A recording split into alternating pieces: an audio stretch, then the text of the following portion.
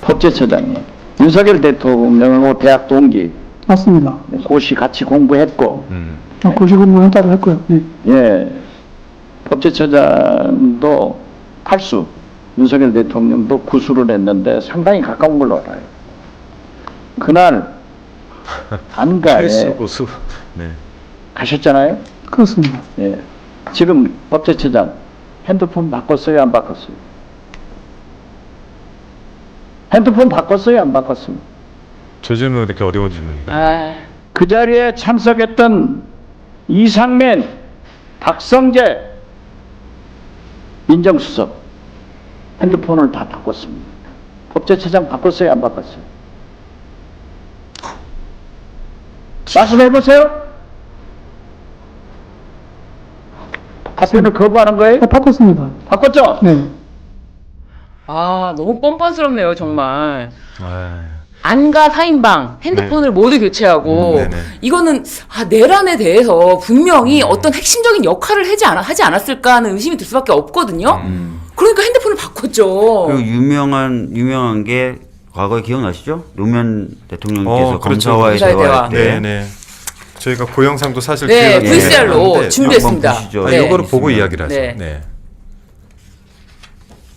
법무장관께서 조사를 가지고 조사를. 계시는 제천권을 이완규. 검찰총장에게 이관해달라는 요청에 대해서 이제 세계에 유례가 없는 것이다라고 말씀을 하셨는데요. 그것은 저희도 잘 알고 있습니다. 그것을 모르면서 주장하는 것은 아닙니다. 그런데 그렇게 주장하게 된 이유가 있습니다. 다른 나라와 달리 우리나라는 그동안에 이 법무부 장관이 갖고 있는 이 재청권, 즉 이 실질적인 인사권을 가지고 정치권의 영향력이 수없이 저희 검찰에 들어왔다는 사실 때문입니다. 왜 기가 이런 정치 인사에서는 검사입니다. 그렇다고 그러니까요. 구성해서 하시지 않고 장관님께서 혼자 이렇게 열심히 인사사로 가지고 와서 밤을 새시면서 혼자 하셨느냐. 그것은 인사를 빨리 해야 되는 그런 급박성, 그리고 인사위원회를 구성하는 것이 현실적으로 어려웠다고 말씀하시는데요. 그 말씀도 이해를 합니다. 그렇지만 그런 인사의 어떤 급박성보다는 전체 구성, 검찰 전체 구성원이 수긍할 수 있는, 또 다 납득하고 또 따를 수 있는 그런 인사를 하는 것이 오히려 더 큰 이익이 있는 것이 아닌가, 그런 생각이 듭니다. 여러분들이 모여서 일정한 수준 수 이상의 검찰의 집단적 의견이라고 하면 언제라도 제가 시간 내드리겠습니다.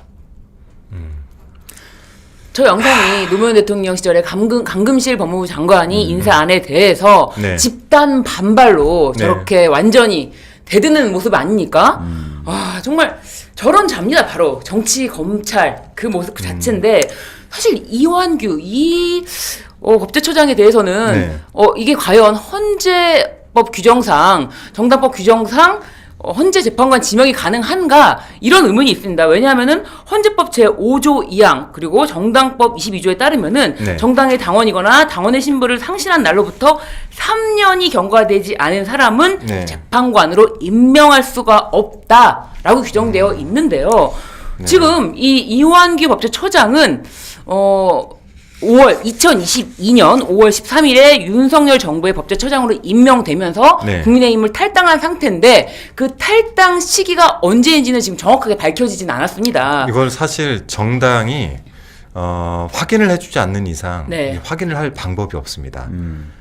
본인은 당적이 없었다라고 지금 주장을 하고 있네요. 네. 네. 그렇지만 이건 헌재 재판관 자격에 관한 사항이기 때문에 이 부분에 대해서는 반드시 공개가 돼야지만 그렇죠. 근데 확인이 이제 가능한 건데. 다만 이제 대선 당시에 네. 어떤 직을 가지고 캠프에 있었느냐 또 한번 확인을 해볼 필요가 네. 있는 것이고 만일 그렇다라고 한다면은 헌법재판소법에 따라서 임명을 하기에 부적절한 사람이라는 게 명확해지거든요. 그렇죠. 저도 오늘 좀 그 페북에다 글을 쓰긴 했습니다만, 근데 어쨌든 윤석열의 그 대학 동기이고 친구인 사람을 네.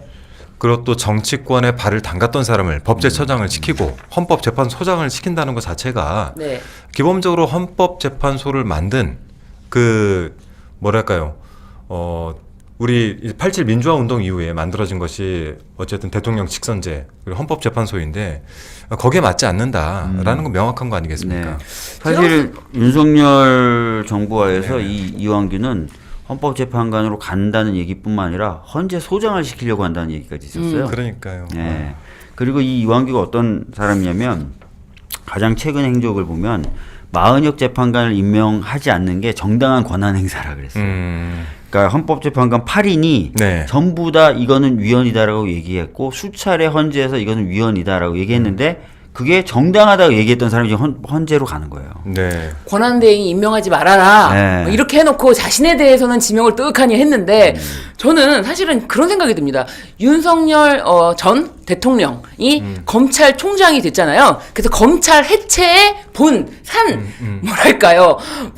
본인 장본인이잖아요. 네. 검찰을 해체하러 검찰총장이 된 자? 뭐 이런 느낌이잖아요. 그렇다면 이완규가 헌재로 간다는 거는 헌재를 해체하러 가는 것이다. 네. 저는 그런 느낌이 들어서 절대 헌재에는 절대로 가면 안 되는 사람이 아닌가 네네. 많이 걱정이 됩니다. 그래서 우선 이제 당에서 제일 중요한 거는 이제 한덕수 대행의 이러한 행태에 대해서 어떻게 규정을 할 것이냐. 네.